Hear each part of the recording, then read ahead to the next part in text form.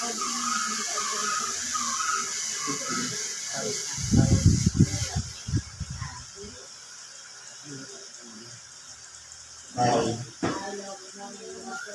sa pangalan po ng dakilang Panginoong Jesucristo, isang mapagpalang hapon sa bawat isa po sa amin. Dito po tayo sa dalawang bahagi na kung saan atin po nag-aaralan ang mga sila na ipinagkaloob sa bawat araw ng gawain o gampain. Ngayon, marahil po ay marami na tayong natutunan, pero atin pong muling babasahin at hihimayin ang mga nakatakdang sita sa araw na ito.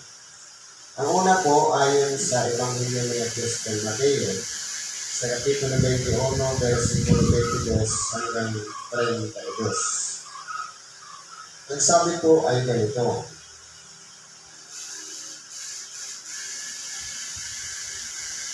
at lahat ng mga bagay na inyong hihingin sa panalangin na may pananampalataya ay inyong tatanggapin. Ito po, para sa atin na pabalik-balik na sa templo, parang ordinaryo na lang po ito. Na ang lahat ng ating mga idinadalangin o hinihingi sa pananalangin. Kasi po ang pananalangin, isa po siyang pamamaraan na kung saan yung gumagawa nito, meron siyang pangangailangan. Kaya nga siya hihingi. Ngayon, marami naman siguro gusto natin ang lahat ng ating mga hinihingi ay ibinibigay. Pero may kondisyon. Sabi nga, in His right time, may tamang panahon. Pero po sa tao, apurado, kapag hiningi niya ngayon, gusto niya mamaya ibigay na agad.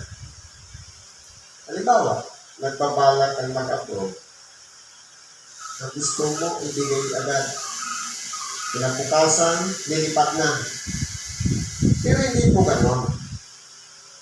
Kasi sinasabi dito lahat, ibig sabihin, walang exemption. Pero, kinakailangan lalapitan natin ng pananampalataya. Okay, focus muna tayo sa pag-hingi. Sabi dito, lahat ng mga bagay na inyong hihingin sa panalangin. Ano kaya yung mga hihingin natin? Unang-una, yung kaligtasan natin. Marahil, hindi natin namamalayan sa buong paghapon na walang nangyari sa ating masama. Pero, ang oras na bago matulog, nakalimutan natin magpasalamat. Marahil, hinihingi natin na sana wala tayong magiging problema sa maghapon sa ating lakad. Hindi tayo awayin dyan, o mabangga, o madisgrasya, o hindi tayo mapahamak. Marahil, nakakaligtaan din natin, nalumipas na yung maghapon, pero hindi natin nagawang magpasalamat. Nasaan ba ang problema? Sa Diyos, na siyang hinihingi natin, o sa tao, na kung saan, matapos natanggapin na hindi pa nga hinihingi, ibinigay na ng Diyos, pero nakalimutan magpasalamat. Kasi po ang Diyos, wala naman po siyang ibang hinahanap sa mga tao na tayong lahat ay mapabuti. Kaya nga, nandiyan yung salita ng Diyos. Yung mga aral, mga gabay, para siyang lakaran ng tao, pero po, sadya po ang tao ay lumilihis at lumalayo doon sa landas na inihanda ng Diyos na siyang dapat lakaran ng mga tao. Kasi po, basic naman ito. Sa totoo lang po, sinasabi itong mga humihingi, mga tao? Pero kung aralin po natin, bago pa likhain ang mga tao, ang lahat ng pangangailangan ng tao na i-provide na. Una nang inihanda ng Diyos ang pangangailangan ng tao. Pero po, sabi nga, ang tao, kumbaga, dahil, sabi sa Bicol, dahil nahihingustuhan. Parang palaging may kulang sa sarili at may gusto pang, meron pa siyang hinahanap, hindi pa siya satisfy sa nangyari sa kanya sa maghapon. Kaya humihingi pa ng mga bagay na imposible naman ibigay. Kaya po, kung titignan po natin dito, may proseso ang panghingi. Sabi, lahat ng mga bagay. Maliban lang siguro kung yung mga bagay na halimbawa, katulad ng na-experience ko dun sa kakilala ko sa Maynila na isa rin kasangkapan. Yung babae, tapos kasangkapan siya, yung lalaki, hindi naman siya pumupunta ng templo. Ngayon, naubos yung oras ng babae sa kakamisyon, nakaligtaan yung sariling tahanan kung ano na nangyayari sa tahanan nila. Ngayon, dumating ang punto na tinabayo na ng hangin.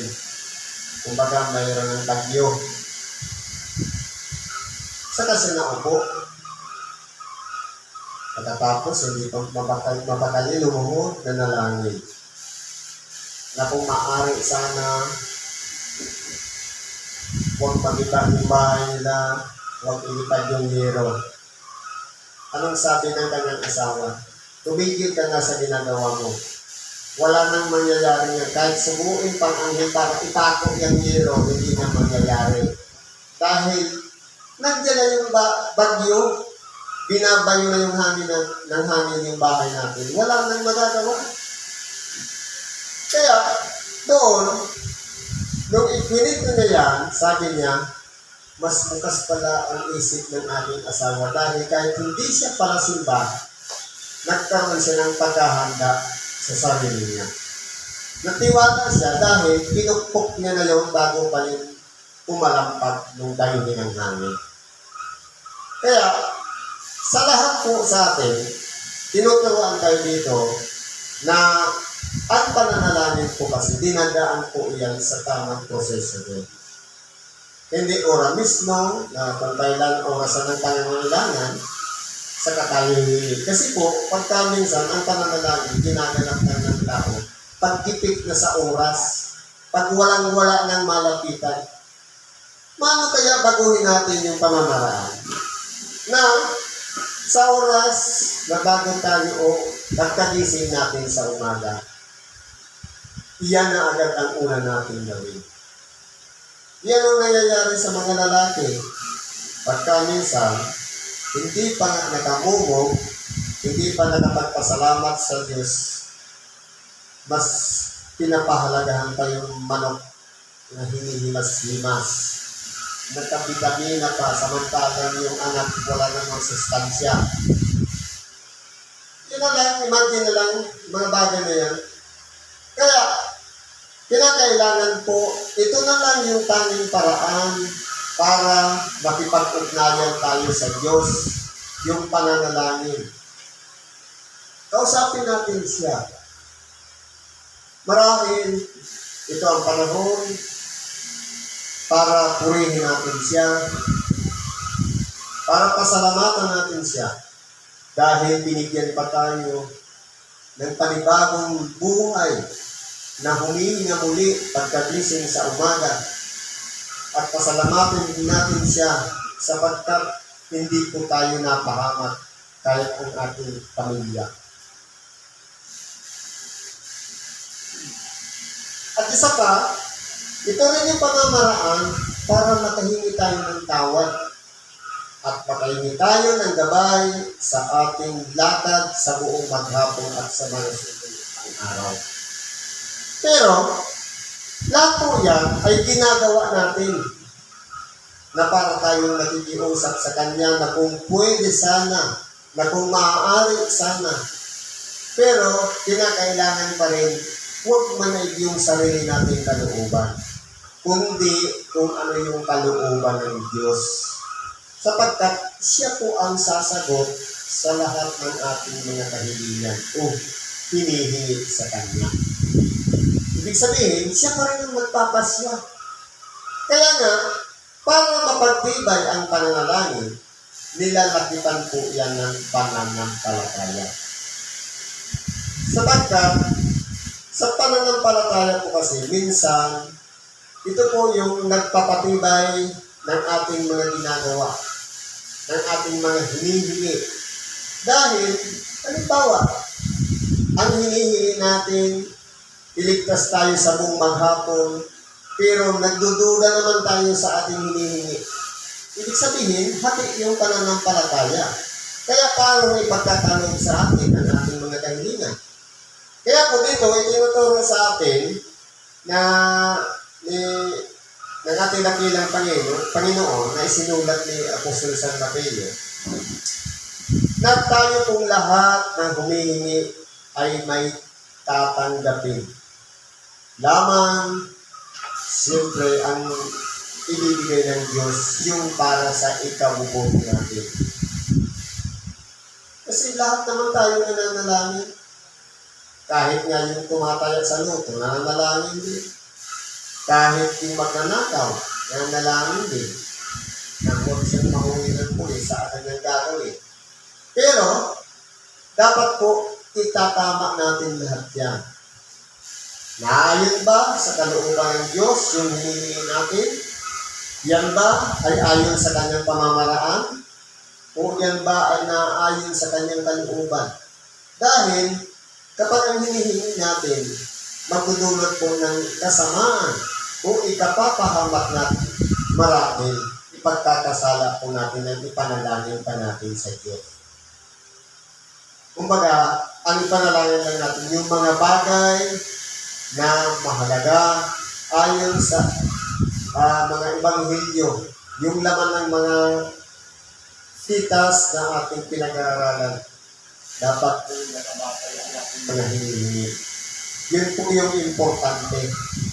Bawang mabuti at ayon sa kalooban ng Diyos para tanggapin naman natin sang-ayon din sa kanyang kalooban. Ganun po yun. Sabi po dito, at pagpasok niya sa templo, ay nagsilapit sa kanya ang mga pangulong saserdote at ang matatanda sa bayan, samantalang siya'y nagtuturo at nagsasabi, sa anong kapamahalaan ginagawa mo ang mga bagay na ito? At sino ang sa iyo'y nagbigay ng pagkapamahalaan ito? At sumagot si Jesus sa kanya ay sinabi, tatanungin ko rin naman kayo ng isang tanong, na kung iyong sasabihin sa akin ay sasabihin ko naman sa inyo kung sa anong kapamahalaan ginagawa ko ang mga bagay na ito. Ngayon po, kung pag-aaralan po natin, ano-ano po ba yung mga ginagawa ng ating dakilang Panginoon? Na nakita ng mga pangulong saserdote at ng mga matatanda sa bayan.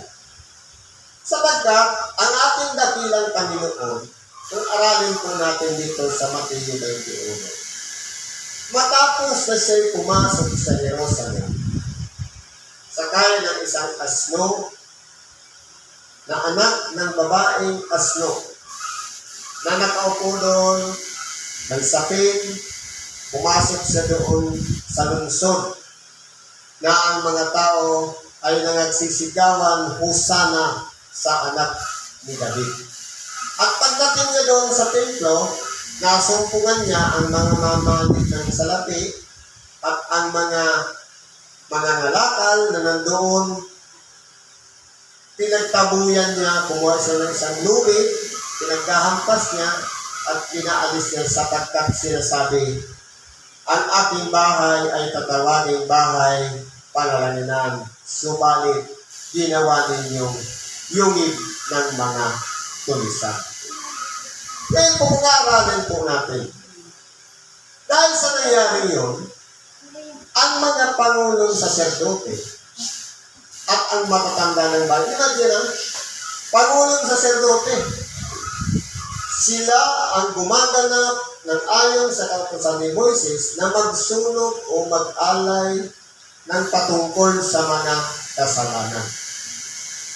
Nakasama yung mga matatanda sa bayan na nagkakaisa sila para tanungin ang ating dakilang Panginoon kung sa anong kapamahalaan bakit ginawa niyang ipagtabuyan yung mga manangalakal at yung mga nagpapalit ng salapi doon sa bahay na tinatawag bahay panalangin o templo na nakat na ng ating dakilang Panginoon nung pumasok siya doon sa lungsod. Ngayon, kung aralin po natin, ipalagay natin sa ating sarili. Kapag dumating ang araw ng salita ng Diyos sa ating tainga, pumasok sa ating puso, matutuwa ba ang Diyos kapag nasumpungan sa ating sarili na ang ating mga pag-iisip, ang ating nasa kalooban ay punong-puno ng gawain ng isang tulisa? Nandyan yung traidor, nandyan yung mapanglangang, mapanglait, mapangalipusta. Sino ba ang hindi magagalit? Hindi ba maglalaban yan sa ating isipan at sa ating puso? Na kapag tinanggap natin ang salita ng Diyos, kinakailangan mas manaig ang aral o salita ng Diyos na manahan sa ating buhay kaysa doon sa nanandiyan na sa ating kalooban. Na iyon dapat ang kinakailangan natin pagsisihan at magbalik loob sa Diyos at upang malinisan ang ating kalooban, mapalitan ng aral ang laman ng ating mga puso. Para katulad yung puto ng isang talinhaga. Kaya po dito, tanungin natin ang ating mga sarili, sa anong kapamahalaan, bakit kinakailangan natin tanggapin ang aral ng salita ng Diyos? Sapagkat siya'y kapangyarihan ng Diyos upang baguhin ang ating mga sarili, upang ituwid tayo sa ating mga landas, upang magsisi tayo at magbalik loob sa Diyos. Yan po ang pinakapamahalaan ng aral o tinatawag na salita ng Diyos na bumaba dito sa ibabaw ng sanglibutan, nagkatawang tao sa pamamagitan bagay ang ating dakilang Panginoong Jesucristo. Kaya po, marapat lamang sa mga tao na kapag dinatna ng salita ng Diyos ay handa siyang magsisi at magbalik loob sa Diyos. Ngayon po, balik tayo dito sa pangyayari. Bakit naglakas loob ang mga iskriba o ang mga pangulong saserdote o ang mga matatanda? Kung titingnan natin, nasa mataas na gulang na sila. Kumbaga, alam nila yung mga, dahil sa experience, napakalawak na ng kanilang mga experience. Pero, kung titingnan natin, bakit sila nagtanong sa anong kapamahalaan ginagawa mo ang mga bagay na ito? Sino ba naman ang magagalak? Na dapat sana, kung ipapatama lang natin ang pamamaraan nanangat na ng ating dakilang Panginoon, yung templo, dapat yun ay ginawang sagrado, ginawang bahay panalanginan, na kung saan nagtitipon-tipon ang mga tao upang luwalhatiin, upang pasalamatan ng Diyos at say sambahin. Pero anong maradatnan? Negosyo. Punong-puno ng mga bagay na material na pagkamisan, yan ay gawain ng mga tao para sa kanilang sariling mga layunin o nasa na walang iba, lumalayo na pala tayo sa Diyos. Bakit po merong templo? Yan po yung lugar na kung saan tayo nagtitipon-tipon, tayo nagpapasalamat sa Diyos, tayo nagpupuri sa Diyos, at pinakikinggan natin doon yung tinatawag na salita ng Diyos. Pero anong nangyayari? Hindi na nakapokus na doon sa pinakapangunahing layunin na walang natin na kaya pala may templo, ay doon natin gagawin ang pagpupuri, pagluwalhati sa Diyos, pero iba na po ang nangyayari. Kaya marahil, ang ating dakilang Panginoon, magagalit talaga. Kaya po, katulad din sa ating sarili, hindi ba na sinasabi ng ating katawan ay templo ng Diyos, templo ng Espiritu Santo. Ano po ba ang dapat na mananahan dyan? Kung templo ng Diyos yan, hindi pa dapat ang Diyos at ang Espiritu Santo ang nananahan sa ating mga puso? Paano mo ang nariyan? Puro negosyo, problema, kung ano-ano pang mga nasa isip natin at nasa puso natin. Yung mga pagkabalisa, punong-puno yung ating puso ng problema. Magkakaroon kaya ng puwang diyan ang salita ng Diyos para manahan sa ating buhay? Kung iyan po ang nagpupuno diyan. Kaya kinakailangan natin linisin yan. Nakatulad ng ating dakilang Panginoon na ipinagtatabuyan niya na ang kinakailangan ang makita sa bawat puso natin yung kabutihan, yung katapatan na handang makinig at sumunod sa akal ng salita ng Diyos. Yan po ang nais ng Diyos. Naging halimbawa lang yung templo. Pero pagka minsan, kapag ang tao ay nagsisina at nagbalik loob sa Diyos, tatanungin tayo, bakit mo ginawa yan? Nawawalan na sila ng kaibigan. Halimbawa, nakasanayan na palaging kasama sa sabungan. Ngayon, dahil nagsisina at nagbalik loob, nawawalan na sila ng kaibigan dahil nagsisina. Kumbaga, bumalik na muli sa pagpapasakop sa Diyos. Kaya po, yan yung mga tao na nakapaligid sa atin, nagtatanong na parang nangihinayang sila.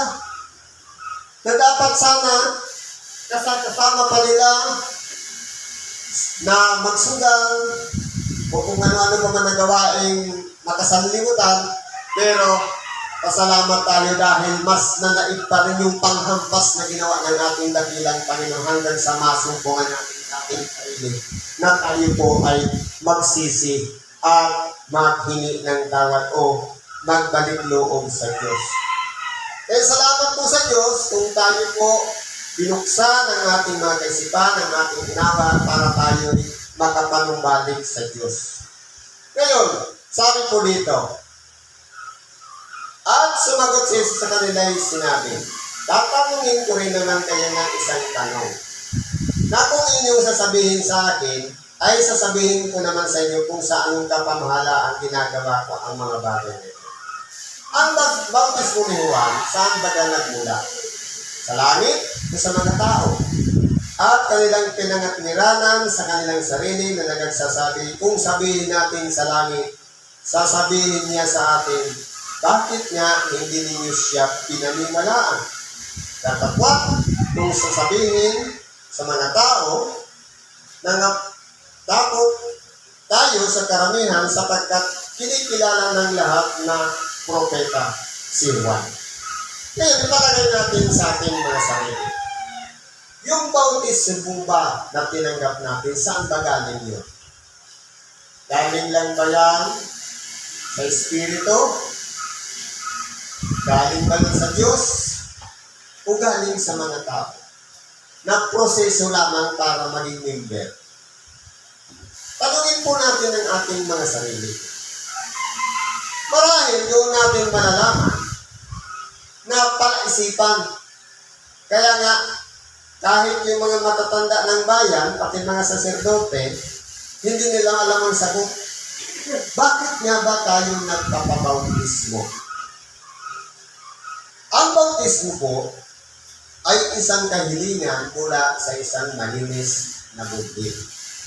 Na ito po ay isang bagay na mahalaga na handa nating magpasakop sa Diyos sa kabila ng ating mga ginagawa, mga makasanggibutan bagay na tunay na ito'y magdudulot ng ikapapahamak natin, maisasakripisyo natin yun alang-alang sa pagtanggap natin ng bautismo.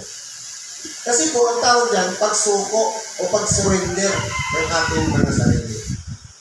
Ngayon, yan po ay kinikilala natin mula sa Diyos, yan po ay papahalagahan natin, mamahalin natin, at magiging tapat tayo sa ating binitawang salita na kung tayo'y tinanong, hanggang kailan mo ititindig ang bandila ni Kristo. Marahil kung sasabihin natin sa tao lang, hindi tayo sincero doon sa panunumpa natin.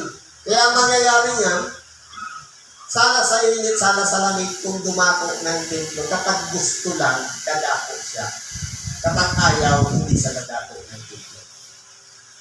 Pero kung tayo mo'y tapat doon sa hiningan natin, at sumasampalataya tayo na mahalaga pala yung bautismo para sa ating buhay, papahalagahan natin yun. Hindi natin sasayangin yung araw ng linggo, araw ng pasasalamat na hindi tayo makakadapog ng templo. Dahil po, importante po yan sa atin. Yan ay parang regalo ng Diyos na ibinigay sa bawat isa sa atin na kinakailangan yun ay pinakamahalaga sa lahat ng bagay. Bakit po? Kung yun ng pagkapanganak natin dito sa ibabaw ng sanglibutan, siniselebrate natin ang birthday, taon-taon. Bakit hindi natin alalahanin yung taon kung kailan natin isinuko yung ating mga sarili, nanumpa tayo sa Diyos na tayo maglilingkod habang buhay? Bakit hindi natin tandaan yung petsa na yan at iselebrate din natin taon-taon? Kasi sabihin natin, 2 taon na akong active member, hanggang sa tumagal. Tapos pagbilang mo, umabot na ng 30, kasama ka na rin sa matanda ng iglesia. Dahil matured na ang pag-iisip, marunong nang magtimbang ng mga sitwasyon, lalo na sa mga kapatid na mga baguhan, marunong na rin mag-advise.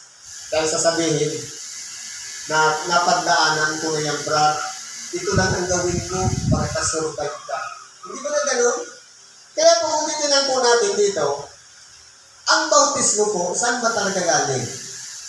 Yan ba ay requirement lamang para maging lihitimo kang member? Para maging active member ka?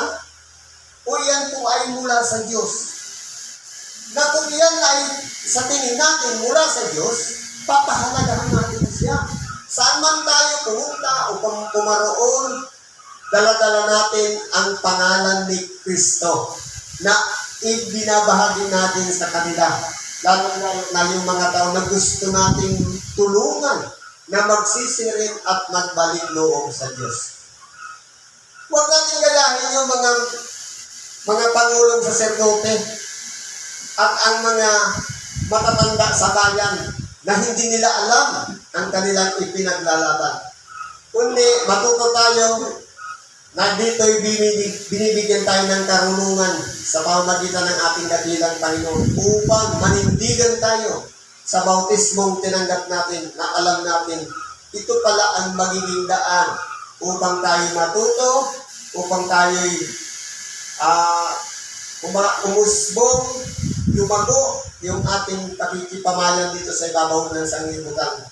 Hanggang sa mabago na natin ang ating sarili, may mga limitasyon na yung ating mga ginagawa. Ito na yung tinatawag na magsipilit kayong pumasok sa makipot na pintuan. Marami ng boundaries. Nung hindi pa natin tinatanggap ang bautismo, malaya natin nagagawa ang lahat ng bagay. Pero, nung nakapasok na tayo sa pintuang makipot, bawal na pala ang mga ganito. Meron ng limitasyon ang ating mga ginagawa. Kung dati, malaya tayo nakakapag-inom araw-araw, gabi-gabi, yung tanggapin natin ang bautismo, limitado na. Na kung maaari, hindi na tayo ang mahikayat ng kainuman natin, kundi yung kainuman natin ang madala natin sa Diyos na magsisi na rin, magbago na rin ang kanilang buhay. Ganun po yun. Kasi po, hikayatan po yan. Kaya kung titinan po natin, ang labanan dito sa ibabaw ng sanglibutan, para din politika. Ang ating dakilang Panginoon, hindi niya naman kahit kailan sinabi sa kanyang sarili na luhugan siya o sambahin siya. Kundi, pinupurihan niya ang kanyang ama. Kahit man ang demonyo, hindi man siya nagsabi na sambahin siya o papurihan siya. Naghihikayat din siya na mayroon siyang kapanig, na dumami rin siya. Ganon din ang ating dakilang Panginoon. Kaya ngayon, bakit nangyayari na pagka minsan dumaranas tayo ng mga problema ng kapitalian, karamdaman, sakuna, kung ano-ano ba, kinakailangan po mangyari yan para ang tao matuto magising, makilala niya sa kanyang sarili, mapili niya kung ano yung tama, yung bang masama o yung mabuti. Nasa atin po kasi ang pagpapasya. Kapagkat sinasabi sa ibang bahagi ng kasulatan, hindi bagakat kayo'y mga Diyos din naman. Pag sinabing Diyos, nasa atin yung pagpapasya. Ano yung pipiliin natin? Yung gumawa ng mabuti o gumawa ng masama? Ang susi lang naman dyan, isurrender ang sarili, magsisi, magpasakop sa Diyos at tanggapin ang bautismo. Yan lang po ang pamamaraan para malaman ng Diyos na tayo nagpapasakop sa Kanya. Dahil kung ano po yung ginagawa natin, na siyang tinatalima natin, doon tayo napasasakop. Halimbawa, gumagawa tayo ng kasamaan, siyempre napasasakop tayo sa masama. Kung araw-araw tayo sinungaling, napasasakop tayo sa sinungalingan. At sino yung ama ng kasinungalingan? Ang diablo. Kaya kung titingnan po natin, isa lang naman ang susi sa lahat ng yan. Magsisi at magbalik loob sa Diyos, tanggapin ang bautismo. Ngayon, balik tayo dito sa sitas. Sabi ng mga matatanda ng bayan at ng mga pangunang saserdote, dapat kung sasabihin sa mga tao na natatakot tayo sa karamihan sapagkat kinikilala ng lahat na propeta si Juan. At sila'y nagsisagot kay Jesus at sinabi, hindi namin nalalaman. Kanilang sinabi naman sa kanila, hindi ko rin naman sasabihin sa inyo kung sa anong kapamahalaan ginagawa ko ang mga bagay na ito. Bakit ganun po ang nangyari? Dahil po, ang tao po may sapat na pag-iisip, kaalaman, karunungan para magnilay-nilay, malaman niya ang katotohanan niya. Hindi na dapat kinakailangan turuan. Sapagkat mayroon tayong espiritu na diwa ng Diyos na nag-uudyok sa atin upang gawin yung mabuti. At nabuhay naman tayo, ipinanganak ng magulang natin, ng ina, na naging isang katawang laman. Ito naman yung nagdadala sa atin sa kapahamatan, yung pita nito. Yung mga nasa itong pita ng laman. Papunta naman yun sa kapahamatan. Kaya, tayo po, ang magpapasya, alin baga ang mananaig? Yung pita ng laman o yung nasa ng espiritu na papunta sa kabutihan para pakinabangan ng ating kaluluwa ang mapunta tayo sa kaligtasan. Kaya nasa atin po ang choice. Alin baga ang higit natin pipiliin? Yung ikabubuti natin o yung ikasasama natin? Ngayon, makikita po yan sa ating mga gawa. Kung sinisikap na natin na pabutihin ang ating mga sarili, makikita po yan sa mga bunga. Kung tayo'y mabuting punong kahoy, ang bunga niyan mga mabubuting gawa. Kung tayo'y masamang punong kahoy, ang mga bunga naman yan masasamang ugali. Kaya alin po dapat yan ang bigyan natin ng pansin? Yung resulta ng ating mga ginagawa. Na tayo'y mula sa pagiging isang makasalanan, kinahabagan lamang ng Diyos para gamitin ang ating sarili na gumawa ng mabuti. Kaya pag-ingatan po natin na habang tayo gumaganap ng kabutihan, magpatuloy po tayo papunta sa kasakdalan o pagiging ganap, papunta doon sa tinatawag na buhay na walang hanggan. Ngayon may isa pa ditong talinhaga. Sabi, Tatagwat, ano sa akala ninyo? Isang taong may dalawang anak at lumapit siya sa una at sinabi, Anak, umaroon ka at gumawa ka ngayon sa umasa. At sinagot niya at sinabi, Ayaw ko, Datapwat nagsisi siya pagkatapos at naparoon. At siya lumapit sa ikalawa at gayon din ang sinabi. Sumagot siya at sinabi, Ginoo, ako'y paroroon at hindi na paroon. Alin baga sa dalawa ang gumanap ng kalooban ng aking ama, ng kanyang ama? Sinabi nila, ang una, sinabi sa kanila ni Jesus, katotohanan, sinasabi ko sa inyo, na ang mga maniningil ng buwis at ang mga patutot ay mga uuna sa inyo ng pagpasok sa kaharian ng Diyos. Sapagkat naparito si Juan sa inyo sa damang katwiran at hindi ninyo siya pinaniwalaan, datapwat pinaniwalaan siya ng maniningil ng buwis at ng mga patutot. At kayo, sa pagkakakita ninyo ito ay hindi kayo nagsisi pagkatapos upang kayo'y magsipaniwala sa Kanya. Ngayon, sa isang magulang, yung ama, sabi dito, meron siyang dalawang anak. Sabi doon sa isa, umaroon ka nga sa ubasan. Ang sabi niya, ayaw ko. Pero, kalaunan, pumunta pa rin siya. At doon naman sa isang anak, umaroon ka nga sa ubasan. Ang sabi niya, oo, paroroon ako. Pero hindi naman siya naparoon. Ngayon, ito pong aral na ito, konektado pa rin sa bautismo. Dahil tayo pong mga tao, ipalagal natin na tayo'y sinusugo ng Ama. Kasi yung habilin doon sa dalawang nagtatapit, isa lang naman, umaroon ka sa ubasan. Paano kung tayo po yung tumanggap ng bautismo? Sasabihin sa atin, pumunta ka ng mundo niya. Ngayon, yung sasabihin natin, ayaw kong pumunta doon. Pero maya-maya nagsisi at nandito sa harap natin. Sinakripisyo yung lakad niya ngayon. Kung baga, meron sana siyang gagawin, hindi kayo maglaba man yan, o may lakad, may birthingan, pero sinakripisyo yung nagsisi, nandito, nakaupo, at nakikinig ng ibang video. Ito po yung unang anak na tumanggap na mas pinahalagahan niya yung kanyang tinanggap na bautismo na walang iba yung habilin na pumunta ka sa lunduyan ngayong linggo. Kahit na busy, kahit na meron siyang lakad, isinakripisyo yun at nagsisi at naparito sa templo. Ito po yung unang anak. Paano yung pangalawa? Na hanggang bibig lang na nga ako, parang ako pupunta ko. Tuwing linggo ako pupunta, pero hindi naman nagagawa.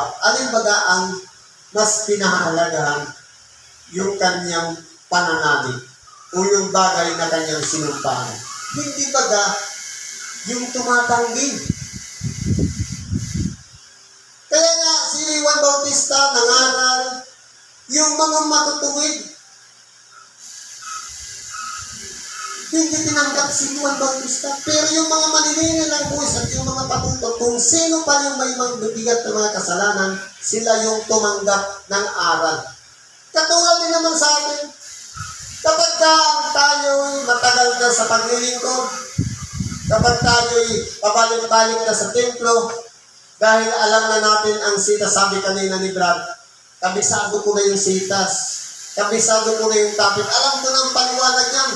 Pero pagka minsan, hindi na nagiging mahalaga yung aral na dapat sana'y nandyan nakikinig ng salita ng Diyos, pero kung tanga ng templo, nakaidlip naman. Kaya kung tininan po natin, mahalaga pa rin yung salita ng Diyos na hindi po pinag-uusapan dito yung tagal ng serbisyo. Kahit paulit-ulit tayo sitas, linggo-linggo, isa lang ang bersikulo ng pinag-aaralan natin. Kung mahalaga po yung Ebanghelyo, tatanggapin natin yan dahil linggo-linggo. Iba naman yung interpretation o paliwanag ng mga tagapagpahayag. Hindi po yan sa kaloob ng Diyos. Kaya po, pasalamat tayo kung tayo yung nagdadalawang isip kanina, pero nandito tayo. Kumpara doon, sa nangako ng isang linggo na pupunta ngayon pero hindi naman nakarating. Kaya po, isang bagay po yan na tinuturo sa bawat isa sa atin na katulad yung mga tao na hindi nangako pero nandito, katulad din yan sa paghahanding sa manitingin ng buwis at sa mga patuto. Dagapagaman, busy sa pang-araw-araw na pamumuhay, pero kanyang handa niyang isakripisyo yung pinagkakabisihan niya para makarating sa hope na ito. Pahalaga yung araw. Na ito pala yung pagkakataon na mapapakinggan natin yung aral o tinatawag na salita ng Diyos. Ito po yung pinakamahalaga. Sapagkat ang salita ng Diyos ay hindi lang naman pagkailangan natin sa katapusin na kailangan pakinggan. Yan po ang pinakapagkain ng ating nag-iisang kaluluwa. At bakit po? Anong sabi ng ating dakilang Panginoon? Nung siya'y tuksohin ng diablo. Nung siya'y nagutom, sabi ng diablo sa kanya, kung ikaw ay anak ng Diyos, gawin mo ang batong ito na maging tinapay para may makain tayo. Anong sagot ng ating dakilang Panginoon? Sapagkat may kamagmelo si Satanas. Ngayon, kung sinunod ng ating dakilang Panginoon si Satanas, kaya siyempre, kaya na naman gawin tinapay yung bato, ibig sabihin, under siya ni Satanas.